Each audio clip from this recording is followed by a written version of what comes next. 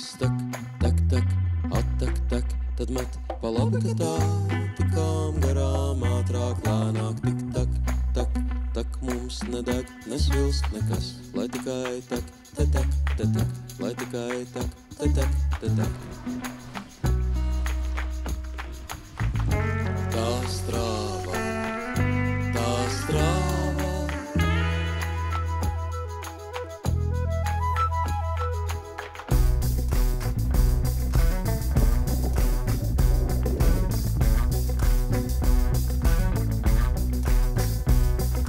Satak, tak, tak, mezglāvēt, nu deg, kur vieta prāts, rāmi krāts, ir tagad krāts, striec, lai drevi gara cīm, strāvos, straujas, straujas, tak tev garām, tak, tak, tak, tak tev garām, tak, tak.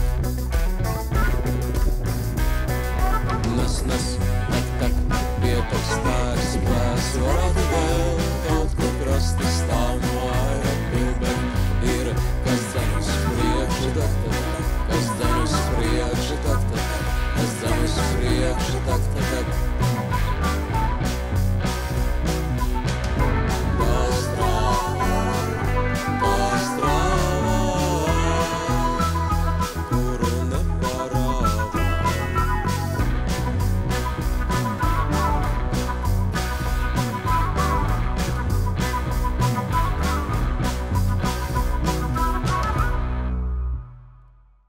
Bet tad robeža iet tā vai šitā? Nē, nu, tur ir Latvijas stabiņš. Un tad jāskatās, vai nākamais stabiņš ir tādā līnijā, vai arī kaut kur tur. Un es mūsa Lietuvā saucās citādāk nekā Latvijā. Gan jā, kaut kāda muša. Muša? Man liekas, ka jā. Pēkšņi viņi ieplūst. Muša vai mūša? Mūša. 164 km garā mūsa tikai 7. daļu straumes plūst Latvijas teritorijā. Tā sākas Tīrelī netālu no Žagares, lejušu pusē iemetusi pamatīgu āķi savulaik Zemgaļu un Sēļu apdzīvotajās zemēs, kur dzimusi meiteņu ģimnāzijas izveidotāja Natālija Draudziņa. 1921. gada robežlīgumā pret Palangu iemainītajās auglīgākajās palieņu pļavās Latvijā mūsu upe apņēmīgi izskalo Kamārdes pilskalna 5 apbūves kārtas, kreisajā krastā atstājusi Birzgali, mazo jaunības teku izdevēja Andrija Jesena dzimteni. Mūsa no augstajiem krastiem veras uz Greņstāles robežpunktu, kur Baltijas ceļā latvieši sadevās rokās ar lietuviešiem.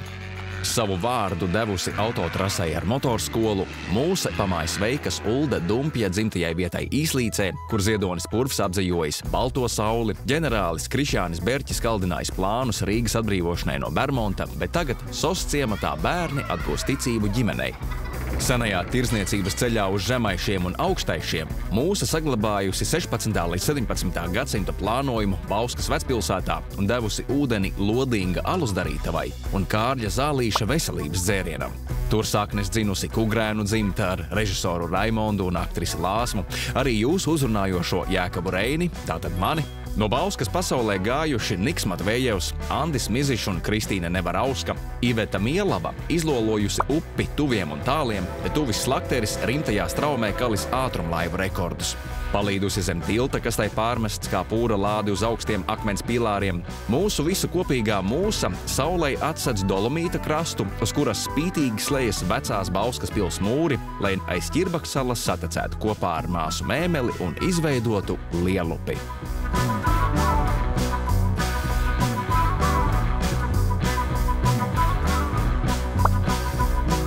Vajag iedzelži. Es, man liekas, neatpazīstu vispār nevienu no šķi. Jā, šitie tādi neredzēti. Parasti tā kā visi ir tādi puslīdz redzēti, bet šitie kaut kādi īpašāki. Laika traktors. Kas tas vispār ir? Kāda šita marka? Jā. Mašīna bau. Labrīt. Labdien! Sveiki. Šī ir Urga. Urga. Nu, sveicināti atpūtas kompleksa Miķeles muzejā. Šis ir etnogrāfiskais āra muzejs, bet mēs to saucam par Zemgaļu sēti, un viņas visas ir atvestas 70. 80. gados, sākoties meliorācijas darbiem, lauku sētas jauca nost, un toreizējais kolhoza priekšsēdētājs Ivars Jansons to laiku intervijā saka, ka tomēr tā nav tāda forša sajūta dedzināt un rādīt jauniešiem, kā mēs iznīcinām to, ko vecstāvi ir taisījuši. un nolēma veidot šeit muzeju. Un šīs vietas tāds pats sākumiņš 1975. gadā sāk uzmērīt Vimbu māju, kas ir senākā ēka mūsu kompleksā šeit. Un māja pārvedot ir tieši tādā pašā leņķī arī uzbūvēta. Tā kā tā viņa ir bijusi tikai tai pusē. Tas jau ir svarīgi pret debesu pusēm. Kā tā māja ordināli stāvēs un pārvedot? Jā, tieši tāpatās, jā. Iekšā nākot uzmaniet kājas un galvas. Ar pazemību. Skaitām līdzi, skaitām pulkstenīti, skaitām līdzi, skaitām pulkstenīti. Cikos tu biji mājās? Cikos tu biji mājās? Aizgāji pēc viena, sēžu mājās viena. Aizgāji pēc viena. Kleitiņā senākos laikos pa ziemu turēja mantas, tā bija tā kā noliktava. Un tad ir tā, ka kleitīm visām ir bieži vien arī logiem priekšā kādi metāli dekori. No vienas puses ziemā, lai mantas nenozog. Un vasarā savukārt kleitiņā bieži vien guļ tieši meitas, nevis puiši. Un tās meitas, kas ir tuvu precību gadiem, lai viņas nenozog arī. Bet šobrīd mums ir tītaviņu kolekcija, un bišķiņi mēs rādam rokdarbus. No jums kāds mākā dīt? Cerams, es neatceros. Tā es iemācīšos. Sēžu mājās vienā. Cikos tu biji mājās? Cikos tu biji mājās?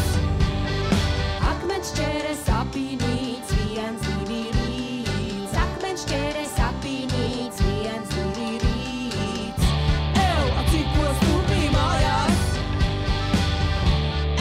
Cikos tu biji mājās? Kredīts beidzās LMT, atāposies toaletē. Mūsdienās tas ir atpūtas kompleksa Miķels muzejs, bet sākotnēji tas bija kolhoza Uzvara muzejs. Kolekcija veidojās vienlaicīgi, gan ēkas tika vestas, gan lauksaimniecības tehnika, traktori un arī zirglietas ar zirgu velkamie pļāvēji, kuļmašīnas. Viņus savāca muzeja kolekcijai, lai rādītu, kā attīstās Zemgalē lauksaimniecība. Un tā ir lielākā privātā kolekcija Baltijā, un par tehnikām vairāk jums Ramunis izstāstīs. Ar šito eksemplāru Ivars Jansons vēl līdz 80. gadu vidum atvera ražas pasakumu. Tas ir lokomobīls. Viņš lokomobīls, viņš ir traktors, tvaika traktors. Ar tvaiku, ar malkam, ogļiem malkam, met iekšā no priekš. 3 cilvēki strādāja pie viņa. Roboti dejo, robotiem nesvīsajā neķer, robotiem sanāk, roboti to labi māk. Roboti dejo, robotiem nesvīsajā neķer, robotiem sanāk.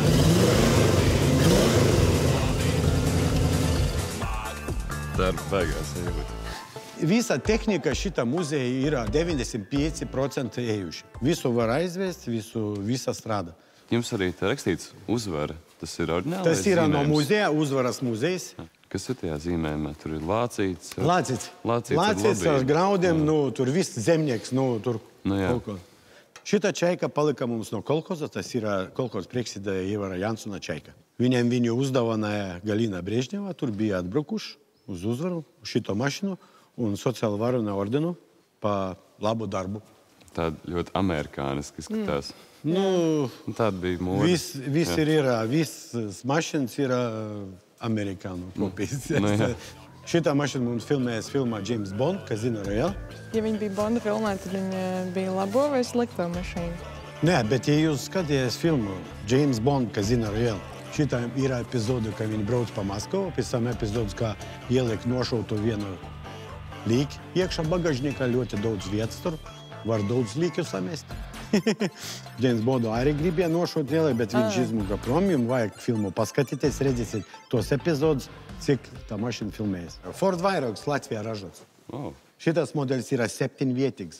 Rūpnīcas galvenais inženieris bija Pauls Barons, Krišana Barona mazdēls, un viņš pats uzražoja savā draugiem 7-vietīgs. Uz otru pusi, vai ne? Tur tādi krēsliņi, kas tiešām izskatās pēc krēsliņiem, nevis pēc automašīnas sēdekļiem. Jā, tur vēl atvēlkas tie mazie sēdekļi, tur vēl var 2 apsēsties, redzēt. Jā. Tā kā vēl 38. gadā Krišons Barons dzīves bija. Tā kā mēs nezinām, viņš sēdēja tā mašīnā vai ne. Šos Ford vairogus ražoja Latvijā, tāpēc, ka bija vieglāk slaukt Latvijā, jo bija lētāks darba spēks, vai? Nē, Rīgā bija daudz bagātu cilvēku, arī dzīvē no Eiropas brauc, Rīgā bija liela pilsēta, un no Amerikas transportēt ļoti dārgi ir. 38. jau sākās kaut kur tie kara sākt, un kad netransportēt ar kugiem vai neriskēt Amerikāni, viņi atverta Eiropā ražotnes. Tas ir Henry Forda stratēģija. Viņš gribēja visu ražotnes atcelt. Vairāk uzražot mašinu, vairāk nopelnīt. Henrijs Fords ir teicis, ka ik viens pircējs drīkst izvēlēties automobīļa krāsu, ja vien tā ir melna. Varbūt tādēļ arī Rīgā ražotie Forda automobīļi nebija koši dzelteni vai zaļi, toties noderīgi, lieli un mazi. Lielākā Baltijā autorūpnīca darbojās no 1937. līdz 1940. gadam, bet toreiz arī visa pasaule bija melnbalta, vismaz spriežot pēc foto. Rūpnīcu sauca Ford vairogs, bet mašīnu instrukcijā stāvēja rakstīts, kā novēršamas visbiežāk sastopamās klizmas. Ar to droši vien domājot ķibeles. Autorūpnīcā par inženieri strādāja Krišāņa barona mazdēls Pauls Barons. Iespējams, tieši viņš nepaguva salikt mašīnas pareizajās skapja atvilknēs. Par spīti tam, ka viena Rīgā ražota mašīna stāvējusi Kārļa Ulmaņa garāžā, bet divas joprojām atrodamas Rīgas motoru muzejā, notika liela klizma un rūpnīca ātri vien beidza savu pastāvēšanu. Ņemot vērā to, ka Henrijs Fords bija antisemīts, viņš noteikti domāja, ka tas viss notika ebreju dēļ. RM-preis. Latvijā ražot riteni. Arī, kur vairogs. Kā vairogs, jā. Šitā ražotne bija pati lielākā Eiropā. Viņi daudz uzražoja tur riteni. Un vajag atcerēties arī, tas ir Latvijā ražots. RM-preisu visu no A līdz Z ražoja Latvijā. Kā īmant. Latvijā var ražot kuļmašīnu. Cik tu domā, cik cilvēku strādāja pie kuļmašīnas kopā ar to lokomotīvu? Zini, jāapskrās apkārt, jāpadomā. Apēja apkārt. Es saku 10. Kā tev šķiet, Elīna? 7. Pie viņa strādāja no 15 līdz 20 cilvēku. Kopā ar lokomotīvu. Robotiem nesīs sejā nekad. Robotiem sanāk, roboti to labi māk. Roboti nejūt. Zigmunds Strāzdiņš paštaisītā mašīna. Kādreiz nepaštaisīja? Soviet laikos pats uztaisīja šito mašīnu. Un dabūja tehniku pasi un atļauju ražot viņas. Wow. Viņš ražoja viņu no 68. līdz 77. gadam. Bet viņš ir uz 402. Maskviča bāzes. Zināt, ko igauniski persi nozīmē? Persi ir upe Latvijā. Tas nav dibens igauniski? Jā. Jā. Jā. Dibens. Jā. Igauniski. Asprātīgi. Šitas Zaporožets, Zaziks, viņš ir šeit. Tas cilvēks vinēja loterijā Dosafā. Krievu laikos bija Dosafā loterija. Viņš vinēja pa 50 kapeiku. Es mācījos arī ar viņu braukt, kad jaunībā. Sēdīju uz ceļam un pirmo reizi man zapiņš bija. Tur drusku vecāks bija. Man tāds jautājums. Jā. Kā jūs tik daudz zinat vispār? Es daudz lasu. Es lasu, saprāt. Muzejā priekšnieks, viņš saimnieks. Viņš kolekcija tās mašīnas jau vairāk kā 35 gadi. Viņam jābūt, kā viņa vai no Latvijas, kam piederēja. Tas restaurācijas process viss, kā tā braukšana, visi oriģināli motori. Viņam pašam patīk tā istorija, tas mašīnas, ka viņas tur bija Latvija izmantos, kā ir traktori, kā ir. Tā individuālā vēsture katrai. Individuālā vēsture katrai mašīnai.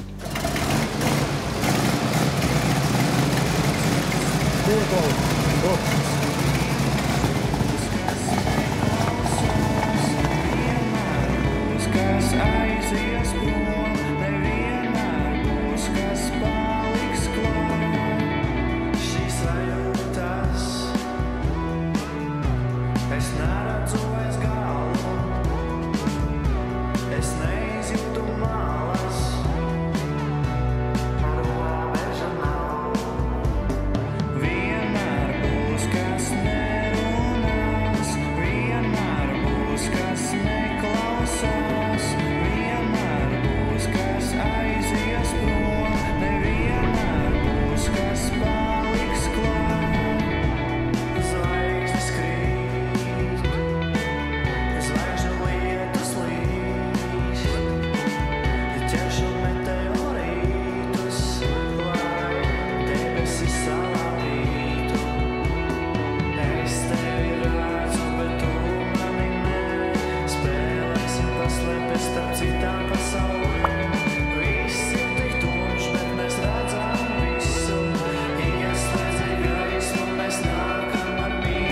Tas lācis tiešām tāds apstulbs. Tas maziņais? Nu, tas, kurš tāds sēž. Jā. Sveiki. Labdien! Jūs varat pastāstīt kaut ko par šitiem lāčiem? Tie ir kādreiz slavenā kolhoza uzvara simboli.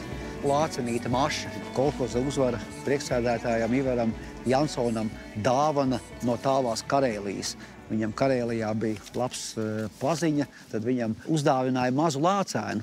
Ja, un tad es Pagaidī, īstu dzīvu lācēnu uzdāvināju no Karēlijas. Tā lācenīte dzīvoja tepat netālu pie viena kolhoznieka, dzīvoja mājās tā kā tāds sunīts. Jā, viņam bija speciāls voljērs bija, un pēc tam jau viņai uztaisīja speciālu lāču māju, tur bišķiņ uz priekšu lāču māju. Jā, tad, kad lācenīte aizgāja mūžībā, tad man šķiet, ka tika atvesti divi nākošie lācīši, jā, un visu laiku līdz pat kolhoza beigām, jā, tad uzvarā lācīši bija. Kas šitāt māja ir? Tas ir bijušais kolhoza kantors.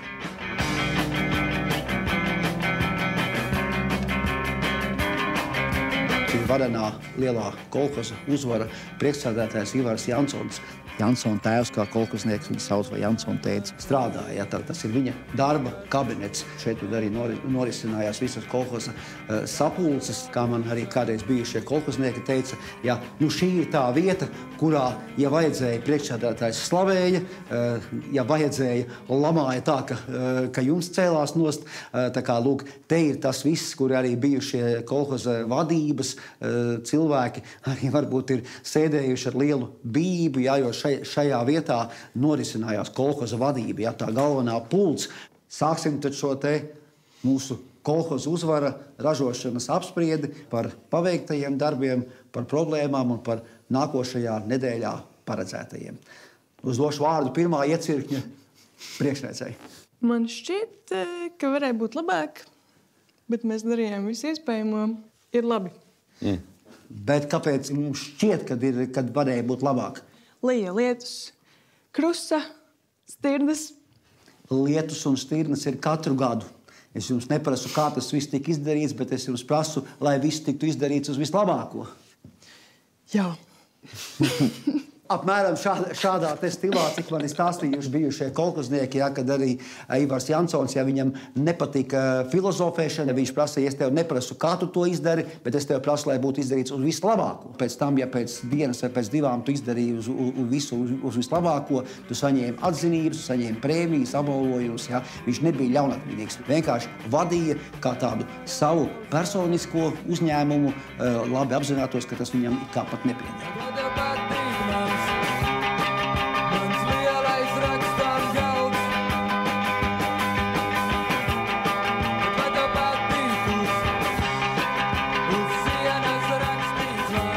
No kurienes radies tas nosaukums? Jā, kādēļ uzvara? Jā, nu uzvara tas ir tāpēc, ka padomju laikā jau principā visas šīs saimniecības tika dēvētas tādos pompozos nosaukumos. Pieļauju, ka tas tika pieņemts toreiz saistībā ar šo uzvaru.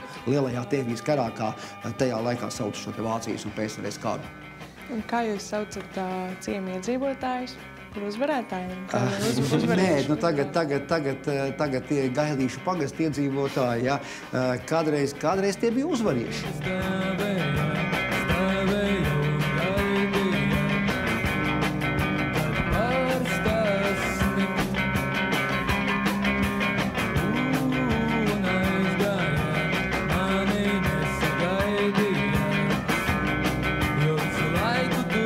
Savulaik bija gandrīz vai tiešām gandrīz labāk nekā Bauskas pilsētā. Kolhozas centrs te bija, teikšu tā, izlaizīts, jā, ka te neviena nezālīta, neviens nekas tāds, te bija puķu dobas un visi asfaltēti celiņi. Jā, un viņam pat kolhozas priekšsēdētājiem pat bija ideja uz Bausku izveidot trolejbus līniju. Trolejbus līniju? Trolejbus līniju, jā, arī pat tiem laikiem pat lielveikals Kamarda bija tās liels tirdzniecības centrs. Ko nozīmē Kamarda? Kamarda tas nozīmē tepat netālu no šejienes ir Kamardas pilskalns. Štādu veikalu nekad nebija redzējis kā lielveikalu padomu laiku. Un baseinu? Nē, šitais tā kā pielīdzināms kaut kādai Rīgā, Minskai vai Tallinai, kas ir Juglā. Tā nevajag kaut kādu mazo haltūriņu? Ko tu var darīt? Par remontstrādnieku. Kas jādara mums rodniekiem? Ko Mums par pilns krāso lūdzu. kaut ko? Jā. Un vai jūs zināt vēl kaut ko, kam ir dots upes vārds Mūsa? Nenāk prātā. Tā ir slavenā autotrasa Mūsa. Tā arī ir kolhoza uzvara laikā Ivara Jansona veidots projekts. Viņam vajadzēja visu, lai šeit būtu viss iespējams. Jā, neko tas sporta kompleks Mūsa, piemēram, jā, tāpat sportisti, jā, tāpat autotrasa, jā, te arī, vai ne, tas pats viss, jā, bagī, tā kā te ir. Jā, Hesu arī viņš gribēja būvēt, lai būtu pašai sava elektrības apgāde. Mēs aiziesim uz to neuzbūvēto Hesu apskatīties. Jā, paskatieties gan, kā tur varēja iztēloties, kā tur varēja būt savulaik. Paldies. Labi. Paldies. Veiksmīgi.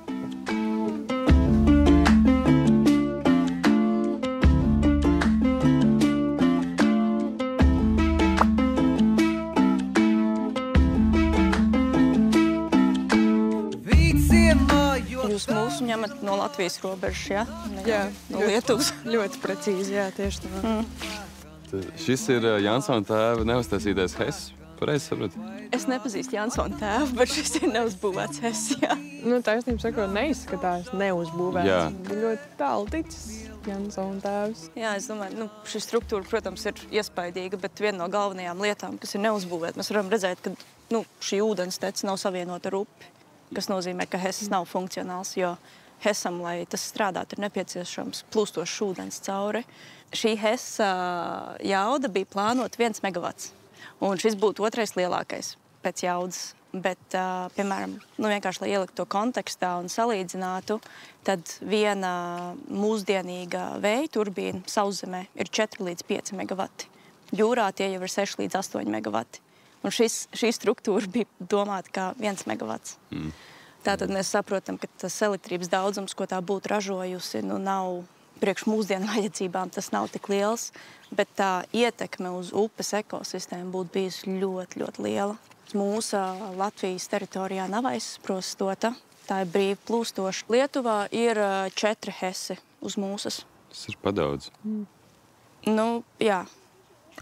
Protams, jau viens Hess ļoti ietekmē, ja mēs runājam par tām pašām migrējošajām zivīm, tad jūs redzat šo struktūru, jūs varat iedomāties, ka zivīm pāri tai tikt nebūtu iespējams.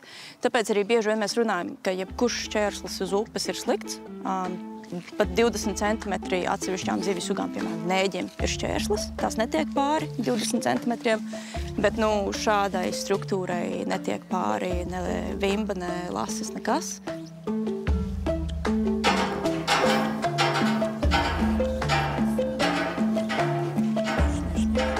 Savādi, ka vēl tik daudz, kas nav nodots metāla uzņos. Jā, margas. Tad jau tā visa struktūra būtu jājauc nostā. Bet mazos Hessus arī bieži būvē uz tieši visvērtīgākajiem upes posmiem, kas ir Straujtecis, jo tur ir vislabākais kritums, un tas priekš Hessa ir vislabākais, protams. Un priekš Straujtecis vissliktākais. Vissliktākais, tieši tā. Bet šeit, mūsu Latvijā, viņai kritums ir principā nekāds. Jā. Tajos 20 kilometros, cik viņi iet par Latviju, tas kritums ir kaut kādi 70 metri, kas nav daudz. Jā. 15-20 centimetri uz kilometru, un tas otrs arī ir upe attīrās, kad ledus sāk kust, un viss tas ūdens diezgan strauji iet prom. Un tajā periodā, ja mēs to nosprostojam un novedam ūdeni uz šejieni, tā upe principā nevar attīrīties. Jā, ledum nav kur aizpūst. Jā. Jā, daudz tādu veiksmes stāstu, ka nepabeidz to Hessu nav Latvijā. Bet, es saku, mums ir paveicies, ka mēs nebūvējam vairāk. Tagad ir jāpielāgojas laikiem un jāsāk jaukt nost tie esošie, kur vairāk nav tik finansiāli izdevīgi.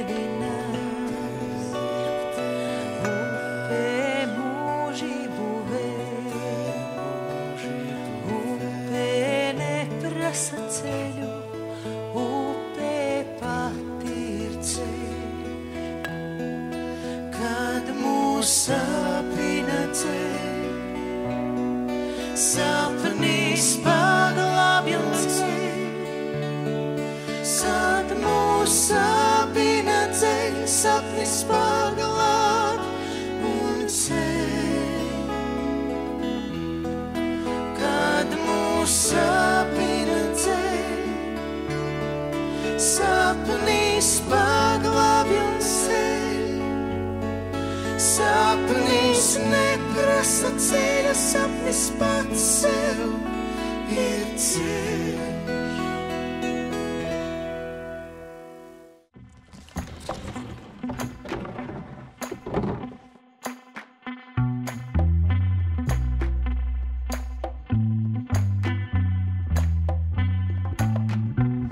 Interesanti, viņiem uzvarā vispār patīk sporta veidi, kur jāsacenšās. Jā, viņiem ir uzvarētāja gars. Viņiem vajag, lai kāds uzvarētājs. Sveiki. Sveiki.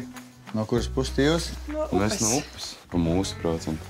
Ko jūs te darāt? Ikdienā šeit notiek atrakcijas ar automašīnām. Pamatpakalpojums ir folkreis mašīnas, ar kurām var doties pa mūsu trasi. Nu, tad otrs pakalpojums ir bezceļu brauciens. Ko nozīmē folkreis? Folkreis kā disciplīna tika radīts priekš tam, lai tādi kā es, kā jūs iespējams, parastie mirstīgie varētu pamēģināt sevi profesionālajā autosportā un kam nav mega biezs maciņš un lai nav jāpārdod savas nieres, jo autosports ir diezgan dārgs pasākums un ja tev nav sponsori, tad vienam pašam ir ļoti, ļoti grūti to pacelt. Ja cilvēks grib piedalīties folkreisa sacensībās, viņam nepieciešama tikai mašīna. Tādēļ jau uz to spējīgs teju ik viens tautietis. Nekādu citu šķēršļu nav. Mašīnai jābrauc pa apli. Pat ja šoferis ieguldīs braucamajā miljonus, noteikumi paredz, ka ik viens to no īpašnieka var nopirkt par 950 eiro. Piedevām nepārdot auto cilvēks nemaz nedrīkst. Toties braukt viņš drīkst ne ātrāk kā 80 km/h. Uzsvars tiek likts uz lētumu. Gan skatītāji, gan auto īpašnieki nedrīkst ne par ko pārmaksāt. Ņemot vērā, ka folkreis ir radies Skandināvijā, to var uzskatīt par cīņu ar sistēmu. Pat nāves riskus sedz apdrošinātāji. Tas ir obligāts sacensību nosacījums. Tāpat folkreisa entuziasti izdomā paši savas balvas,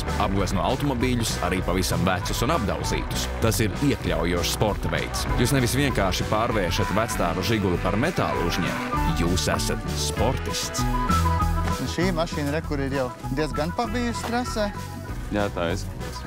Šādi izskatās mašīna, kas ir sagatavota. Viņa vēl ir taisna, viņai iekšā ir drošības karkas un viņa nav vēl apburzīta tik ļoti. Tas viss autoparks, kas ir, tas jau ir ar tādu pieredzīti. Tad mēs tās mašīnas skatāmies, kuru vēl var reanimēt, un kuru mums jau tad paliek kā donors, no kuras kaut kādas detaļas noskrūvēt. Cik sezonas parasti iztur viena mašīna? Ir mašīnas, kas jau ir no paša pirmsākuma vēl saglabājušās, bet ir mašīnas, kuras jau pirmajā sezonā noraksta. Kur tā mīļākā? Mīļākā tā, kurā es paliku dzīves. Jā, tā kā visas, principā. Manā dzimšanas dienā bija nelaimes gadījums. Jā, pirmā doma bija, lai kustās kājas manas. Paldies visai drošībai un drošības karkasiem visam pārējiem. Es esmu šeit, stāvu savām kājām, runāju ar jums. Ir bišķi mazliet līka roka, bet viss ir ok. Tāpēc es viennozīmīgi pirms doties trasē, es katram klientam vairākas reizes izstāstu drošības noteikumus, kas ir jāievēro 100%. Nevis tā, ka jādzirdēju un tā, bet es pārliecinos to, ka katrs dzirdēja, ir jūs pārakstīties pie drošības noteikumiem, un es ļoti strikti īstenībā tam sekoju. Mums pastāv tāds pakalpojums arī kā trases īre, un jaunieši aizbrauc uz autokapsētu, nopērk dažas mašīnas, kas tur ir pārsimts eiro vērtībā, viņas ar trēleri tiek atvestas šejieni, viņi izīrē no mums trasi, tad viņi tur taisa gonku un ārdās pa to trasi.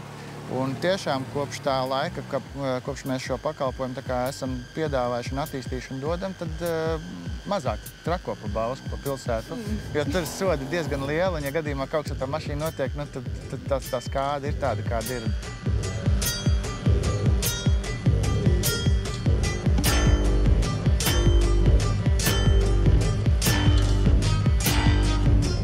Un šobrīd ir aktīvs, kur jūs redzat, 3 ņivas. Ja, ar tām mēs tad dodamies bezceļu braucienā. Viņas ir vieglas, viņas ir šauras, īsas un tā caurējumība viņam ir fantastiska. Un arī pieredze, jo jaunieši, viņi jau nav pieraduši. Pirmais, ka iekāp tajā mašīnā, viņi sāk meklēt, kā viņi piedervināt, tad tur slēdzas no otras puses. Un, tāds daudz nianses, kad, wow, tas taču nav Mercedes, viņš iet savādāk. Vai es esat braucēji? Jā. Man nav tiesības, bet tautas ko lai.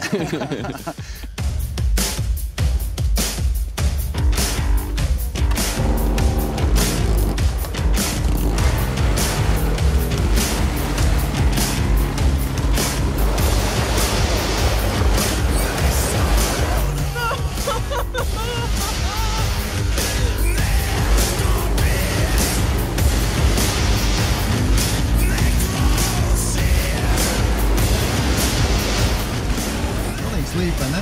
Varam arī apgāt. Es nesaprotu, kā šitā mašīna vispār Nu, jā. spēj.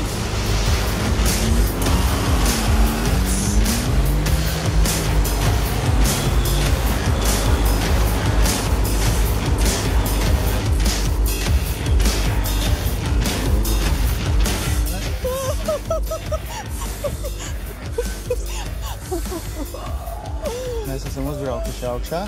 Ak, mans Dievs, vispār kā. Nu, pēc man ir tā, nu tā, kā ir.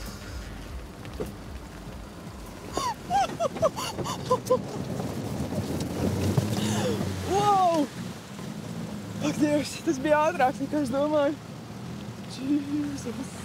Jē, mēs to izdarījām! Wow! Nespēja nobīties. Kā no malas izskatīt. Rokas trīc. Kājiņas trīc, viss trīc. Nebija tā kā īsti, kur ieķerties viens, tad roka trīc. No malas bija iespējīgi.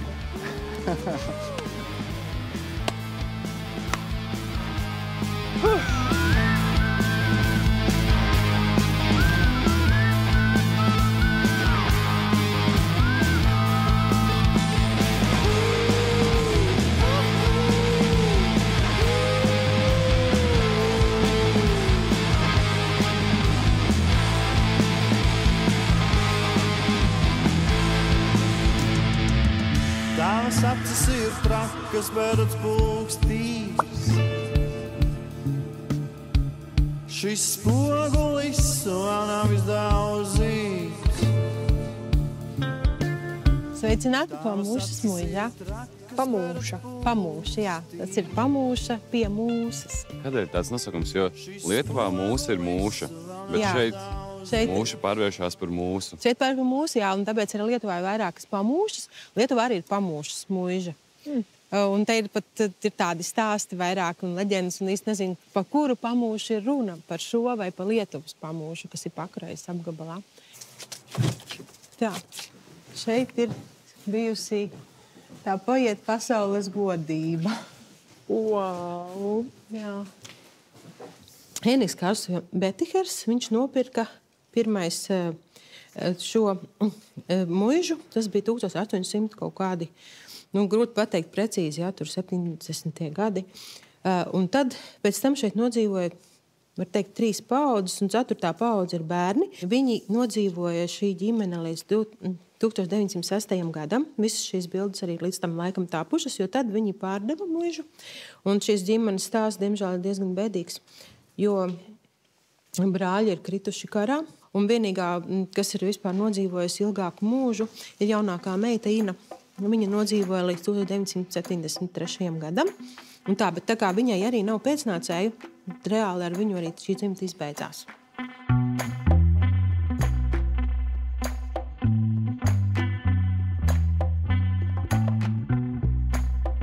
Es neesmu šeit ne dzimusi, ne augusi, ne kaut kādas manas saknes, bet es beidzu Ainavu arhitektus, un man bija diplomdarbam vajadzīga tēma.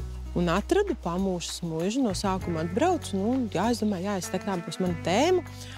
Un tad es piezvanīju uz Rundāli, viņi saka, jā, mums ir zinātniskais arhīvs, aizbraucu uz Rundāli, un tad es atradu ļoti brīnišķīgus plānus. Tas ir 1892. gads. Tajā laikā šeit bija liela muiža. Muižā bija ļoti daudz dažādas palīgākas. Gan pārvaldnieki ēklēts, kūts, vešūzis, te ir arī smēde. Un tāda izskatījās tā muiža. Man likās ļoti interesanti. Šī te terase, tas atradās te priekšā. Šitā te smukā, skaistā. Tajā laikā, kad tas ir fotografēts, māja bija L veidā. Tagad ir izveidots vēl viens korpus. Tas tornis vispār nebija. Viņa bija tikai L veidā. Un tas tornis tika uzbūvēts 50. gadu beigās. Nojauca visas koka daļas un uztaisīja vienkārši tādu torni. Reāli klubu, kur visāds balles notika, kino, tādā veidā. Bet viņi pilnībā gandrīz vai nojauca visas tās vēsturiskās detaļas, kas liecina pa muižu. Taisnība sakot, ja jūs nebūtu pateikusi, ka tas turnīrs ir iebūvēts vēlāk, tad es būtu teikusi, ka tas ir tieši tas, kas to māju padara tādu muižīgu. Nu, jā, tāpēc, ka te ir pilnīgi novākts visas citas detaļas, kas bija pirms tam. te agrāk bija visai mužai riņķī ozolu sastādīt. Viņi arī tomēr nodrošina tādu mikroklimatu, ka nav tik vējains, jo šī tā augstais krasts. Un, ja tie koki nebūtu, tad te īstenībā diezgan vējš silpotu. Tur bija siltumnīca, tur, kur aug tagad tās sorbārijas. Tās, kas ir tāds traks invazīvs augs izskatās. Jā, viņš ir invazīvs augs, kurš kādreiz skaitījās skaistums, skaists krūms. Un tad, kad to krūmu nozāģēja, viņam sāka augt šausmīgi daudz atvases. Un visu rezultātā aizauga, jo vairāk viņu cērti, viņš vairāk aug, viņam ļoti patīk. Pirms tam, kad tur vēl nebija nocirstas mātes augs, tur bija siltumnīca.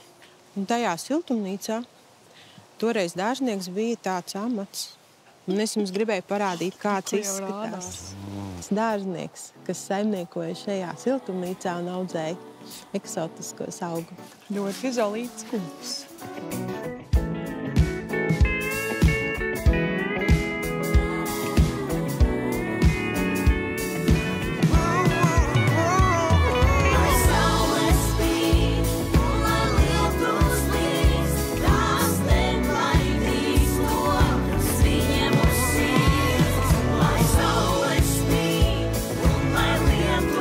Kā notiek ainava arhitektūras darba izstrāde? No sākuma tiek pētīts. Izpētīts viss, ko var izdarīt, izpētīt. Un tad pēdējais posms ir, kad piedāvā risinājumus, kas šajās vietās viss varētu būt. Ja sāk ar to parku un ar to vidi un siltumnīcām visu to, tad iespējams tas viss nākamais jau vieglāk nāk. Mēs tikai sakārtot to muižas pili.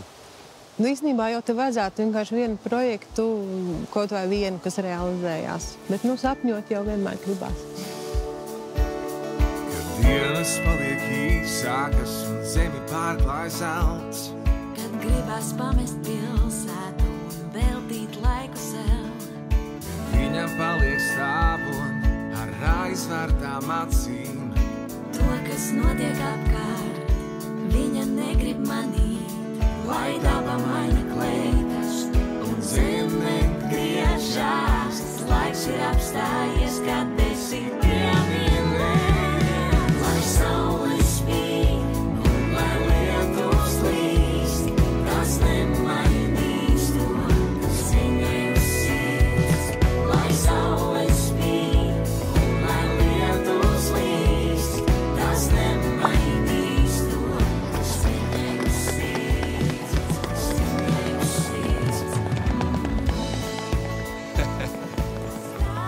Taču ir urga! Jā. Ir urga! Bet viņam viens nenāk, viņš nevar aizmirst. Bet jūs ziniet, ka Bauskā ir visādi noteikumi, kas ir jāievēro likumi. Un ja tos neievēro, tad ir jādodās uz soda izpildes vietām. Jā. Likuma zināšanas varētu noderēt. Jā, cerams, ka mēs tā kā jau neesam kaut ko pārkāpuši. Ja mēs tagad skatāmies, tur tāds līkums aiziet, jūs laivojāt garām. Un tur 17. gadsimtā bija publiskā soda izpildes vieta. 1733. gadā tika sadedzināts viens jauns puisis, kurš bija aizdedzinājis Bauskas luterāņu svētās trīsvienības baznīcu. Un tad viņu tur sodīja, un, lai viņam tās mokas paildzinātos, tur nebija tāda sausa malciņa vai kas, nē. Tur bija paņemti tās baznīcas nodeguļi. Principā uz oglēm. Toreiz jau nebija teātris, teiksim, vai kino, kur aiziet kādu asu sižetu vai šausminīti. Tad cilvēki gāja. Kāds paņēma kādu dārzeni līdzi, kādu ābolu.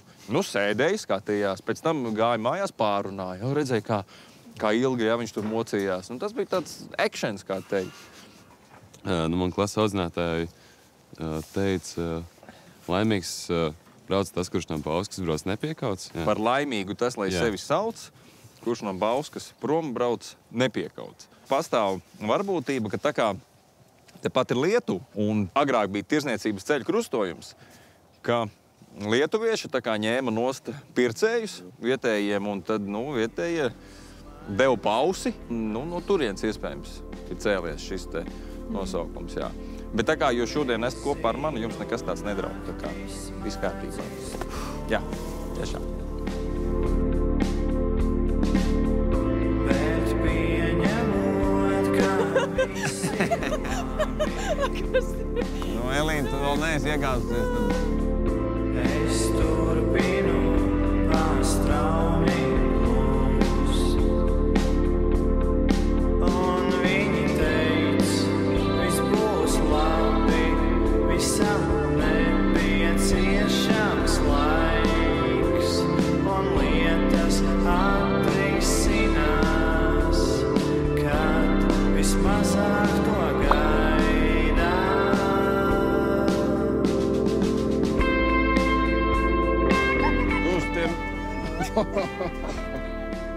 Uz tiem akmeņiem, jā? Viņa man kāp virsū. Es viņus palīdzu. Roberta, ko man darīt? Pie tā akmens pieķerties kaut kā? Es iegriezīšos, Ok. Tas bija bazi. Un te mēs esam pie mūsas tilta. Bet tad, kad jūs būsiet mūsas un Mēmeles satecē, kur sākas Lielupe, 300 gadu vecs notikums, kur sicīliešu mistiķis, dziednieks, arī tāds avantūrists, Kaliostro, un viņš ir tirgojis Bauskas dāmām, tādām bagātām dāmām, mūžības eliksīru. Jo, kurš gan negrib mūžīgi dzīvot, vai ne? Bet beigās izrādījās, ka viņš pa naktīm, pa kluso ir gājis uz mūsas un Mēmeles sateci, un tur, kur sāks Lielupe, no turienes viņš ir smēlis un tālāk jau pārdevis. Vai tas eliksīrs ir strādājis, pajautāt vairs nav kam. Bet ja jau nav kam pajautāt, tad jau laikam nebija tik labs. Tā sanāk, jā. Grāfs Kaliostro patiesībā nebija nekāds grāfs, bet šmauklis un pretrunīgs tips. No vienas puses pastāv liecības, ka viņš prata pavairot zeltu un atdzīvināt mirušos. No otras, viņš visu laiku muka no likumsargiem, parādu piedzinējiem un mainīja vārdus. Tāpat viņš dibināja brīvmūrnieku ložas pa labi un pa kreisi. Vīrs stāstīja, ka esot pabijis Ēģiptiešu piramīdu iekšienē, kā arī mēdza pareģot nākotni un centās uzminēt loterijas biļešu numurus. Kaliostro apgalvoja, ka ir piedzimis sensenos laikos Vezuva vulkāna izvirduma laikā. Tādēļ mantoja daļu no tā spēka. Un nudien neliela auguma tumsnējam vīrietim piemita liela harizma un ļoti skaista sieva. Par sievu Kaliostro teica, ka tā esot 100 gadus veca, taču lieto viņa izgudroto jaunības eliksīru. Beidzās tas viss diezgan slikti. Sieva sniedz liecības par savu vīru, bet viņu pašu tāpat ieslodzīja klosterī, kur sieviete arī nomira. Pašam Kaliostro tika piespriests nāvessods, kuru vēlāk aizstāja ar mūža ieslodzījumu. To grāvs Viltvārdis pavadīja kamerā ar vienīgo izeju griestos. Tiesa, cietumā viņš nodzīvoja tikai 4 gadus, līdz nomira un apklusa kā vulkāns. Īstais Kaliostro vārds bija Giuseppe Balzamo, un viņa piemiņa pat tiešām ir kā iebalzamēta. Pašpasludinātais grāvs figurē daudzos mākslas darbos un arī nedaudz mīt katrā no mums. Viņš ir reāli. Urga, dabūs pa mizu. Urga. Bet atceries, laimīgs tas, lai sevi sauc, kas no Bauskas prombrauc nepiekauts. Urga, laimīga. Dabūt no kaķa. Bet tagad mēs varam aiziet uz Bauskas kopienu centru. Vēl par šo ēku. Tur kādreiz bija banka, pēc tam bija zivju veikals, un tad bija elektropreču veikals. Un elektropreču veikala nosaukums bija elektroniskās zivs. Mīlīgi. Sveiki, sveiki! Sveiki! Sveiki! Parādīsiet, kas jums? Protams, tur mums atrodas studija. Dodamies. Kas tā ir par studiju? Tā ir nodibinājuma viedoma studija. Te bieži vien mēs atrodamies tiešraides laikā. Un jūs saņemat arī atbalstu no vietējās pašvaldības? Darbojamies mēs brīvprātīgi, taču kādus līdzekļus noteikti sanāk arī no pašvaldības ņem. Jā, tas ir labi, ka ir tāds atbalsts. Protams.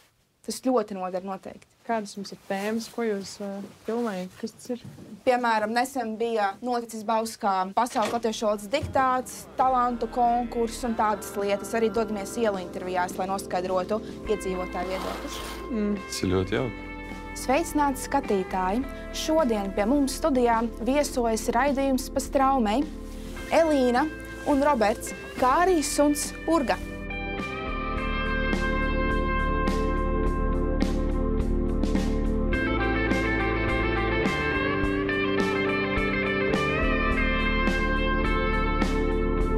Cik gadus jūs jau šeit darbojaties kā klubs?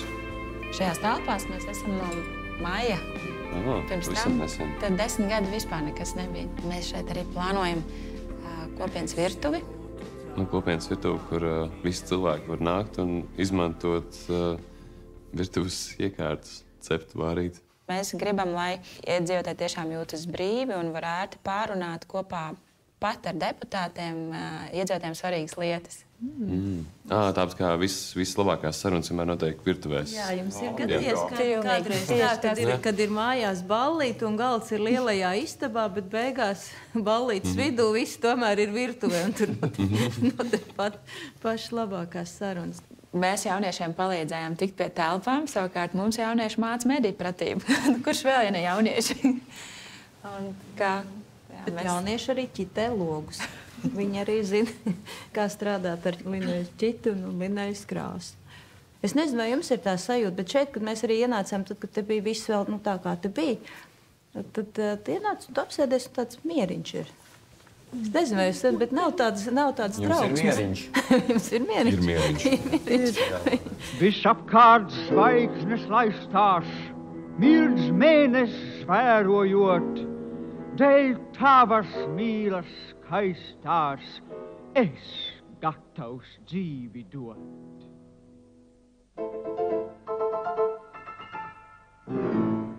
Tas tevi vaši jāzina, ko nedrīkst un ko drīkst. Es iesmērēšu durvis, kas no tevi čīkst. Es pastiepšu tev roku, un tu man savu dod, bet dārgums mīļo draudziņ. Bauskas rāstamu uzbūvēja pirms vairāk kā 400 gadiem, un tad viņš bija lielākais un greznākais rāstams visā šajā teritorijā. Lielāks un greznāks tajā brīdī bija tikai Rīgā.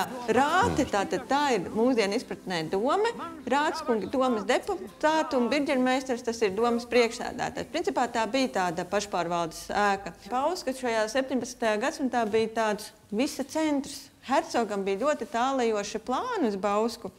Un viņš pat no sava ģērboņa Bauskai piešķīra lauvu, un Bauska ir pirmā pilsēta Austrumbaltijā, kurās ģērbonī ir lauva. Šeit, kur mēs šobrīd atrodamies, agrāk bija svaru un mēru telpa, tādēļ mums šeit arī ir iekārtot ekspozīcija par seniem svariem un māriem. Sākot no viduslaikiem par svariem un mēriem atbildēja rāte. Tā bija arī viena no viņas funkcijām, ne tikai lemt kādi likumi, kādi nodokļi pilsētā, bet arī par svariem mēriem. Hercogs atsūtīja svaru un mēru etalonus, noteica, ka mums jālieto visiem Bauskā Rīgas mēri, un bija inspektors, kas pārbaudīja, kā viņus lieto. No sākta gala cilvēki mērīja visu savu ķermeņa daļu garumos, pirkstos un elkoņos. Bija arī mēģinājumi mērīt laiku, pīpes, dūma garumā, bet kalnu reģionos attālumu, treknas, tējas krūzēs, kas nepieciešams, lai izdzīvotu. Piemēram, Tibetas topogrāfiskā karte tāpat aislaikos, kad valstī teju nevarēja tikt, tādēļ viens zinātnieks izlikās par mūku un ejot grozīja lūkšanu ratu, tādējādi skaitot noieto attālumu. Kalnu augstumu viņš mērīja vārot ūdeni, un tam dažādos augstumos, kā zināms, ir atšķirīga vārīšanās temperatūra. Vai, piemēram, Olimpiskā stadiona garums ir 192,27 metri, kas ir tieši tik daudz, cik cilvēks spēja noiet mierīgā solī laika nogrieznī no pirmajiem saules stariem līdz brīdim, kad viss spīdeklis ir redzams pie debesjuma. Arī konkrētas pendeles ātrums dažādos zemeslodes galos atšķīrās. Tādēļ visi apjukumā plātīja rokas, jo precizitāte bija tikai sapnis. Pirms kāda laika tika nolemts, ka visiem jāvienojas par metrisko sistēmu. Tajā teicās seko tikai ASV, Liberija un Mjanma. Attiecīgi tur joprojām valda haoss, kuru pat nevar izmērīt. Savukārt mēs visu varam izmērīt, un tam nav gala. Tā radās arī biometrija. Briti Indijā nevarēja iegaumēt indiešus un sāka mērīt to pirkstu nospiedumus. Indonēzijā vienam vīrietim pat nogrieza pirkstu, lai nozagtu viņa dārgo mašīnu. Tādēļ viņš kļuva neizmērojami skumjš. Viens ir pilnīgi skaidrs visā pasaulē. Jādzer ir ar mēru.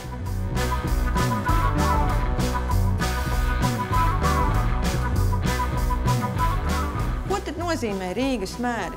Šeit ir divi tādi instrumenti. Viens ir metāla, otrs ir koka. Kā jūs domājat, ka tas ir pa mērīgu?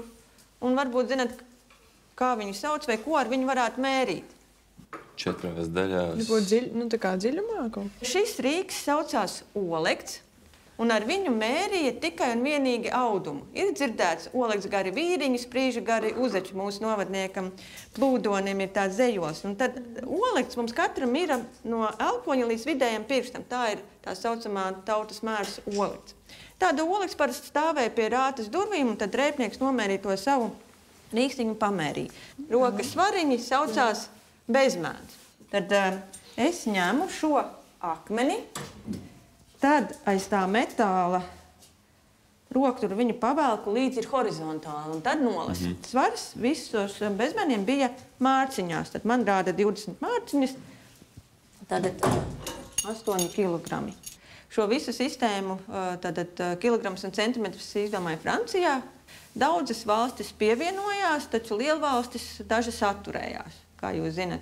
Amerika, Anglija vēl viņi joprojām lieto savus mērus un naudu, tāpēc, ka svari un mēri tajā laikā bija ļoti svarīgs varas un teritorijas simbols. Nu, ar ko jūs varat pamērīt, ka jums nav līdzi ne lineāls, ne metrmērs, ne kaut kas cits? Kā jūs mērat? Sprīdi. Jā, pareizi. Acu mēru. Acu mēru, jā, mamma saka šķipniņu sāli iebars, jā, zupai. Aptuveni cukurbietājs. Jā. Nu, tādi mēri bija tad sprīdis, pēda, vīra, garums, akmens, sviediena attālumā, jā. Šie ir tā saucamie mēri, kurus mēs ļoti plaši izmantojam.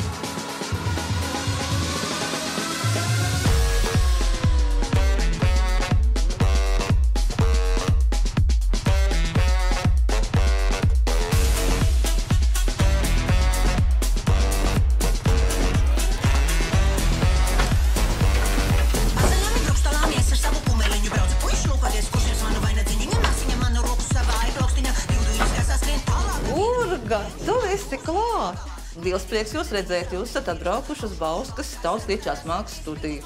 Pie mums Lielajā Austuvē patreiz notiek darbi pie Zemgales gaudainā bruņu aušanas. Es varētu jums parādīt, varbūt tos vārdus kaut kādus. Un šie ir Zemgales bruņi, kurus safaltē pēc tam, nu, un auž apmēram 3 metrus, lai iznāktu meitai bruņi skaisti ar ielocēm. Nu, tās ir mūsu krāsas, jā, te var redzēt zaļš, sarkans, violets, dzeltens. Esam Lešmali, jo arī Lešmalē šīs krāsiņas mums kaut kā tā labi iedarās. Kā saucās šitā zīmītes, tāpēc saulītes vai puķītes? Nu, tā arī rozīšu bruņči. Rozīšu bruņči. Jums arī uz ielas bija rozes uz mājām? Jā, redziet, cik zīmīgi tas viss ir. Mums Rīgas iela tagad ir turisti iesaukuši par Rožu ielu. Pati aušana nav grūta. Pati aušana ir labi. Viss, kamēr tur iekārto un apakšā pamiņas vēl jāpiesien, tas ir tas lēnākais. Nu, metru dienā var noaust. Jo katrā nītiņā ir pa vienam diegam. Pēc tam cauri šitam smalkam šķietam viņš ir cik smalks un arī pa vienam diegam. Un nedrīkst nevienu neizlaist, nevienā ievērt dubultā. Visam jābūt precīzi pa vienam. Un tad, kad rakstu iziet jau vienreiz cauri vienu puķīti, tad jau ir skaidrs, kā viņš aužās tālāk. Un mēs esam priecīgi, ka mums ir pieredzes bagāts meistars, kuras mums arī savu padomu neliedz un palīdz un pamāca. Un tāpat mūsu meitenes ir ļoti priecīgas. Un Inta reizēm pasaka šerpāku vārdu, tad viņas vai. Nu, reizēm sasiena pušķīšus tur, kur vajadzētu tikai siet mezgliņu. Uzšķoties var Ziemassvētku keļulītē. Jā, pilnīgi. Spēlēs jābūt kārtībā. Jā, tā kā jūs arī saprotat. Aizver acis, kad saprot.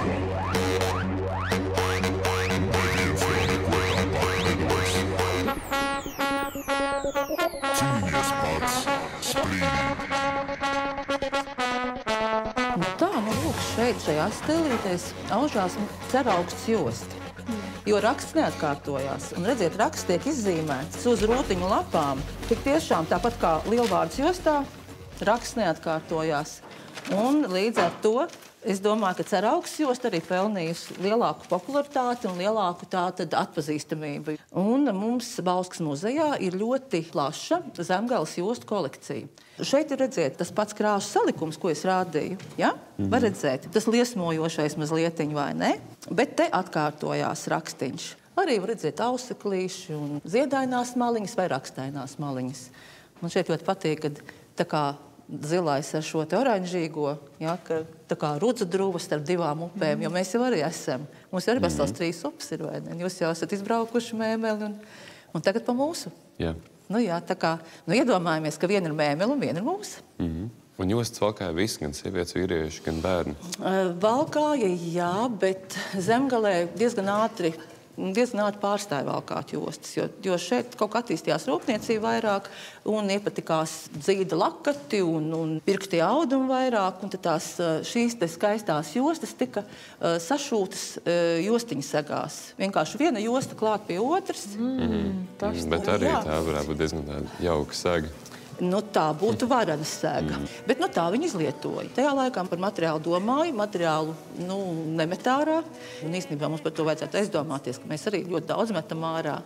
Vai jums gadījumā nav kāda josta, ko es varētu piemērīt, varbūt kopā ar tautas? Es domāju, ka mēs noteikti atradīsim kaut ko, ko varētu piemērīt. Sapnīs paglābjams, sāta mūs sapina ceļ, sapnis paglāb un ceļ. Kad mūs sapina ceļ, sapnīs paglābjams ceļ, sapnīs neprasa ceļa, sapnis pats sev ir ceļ.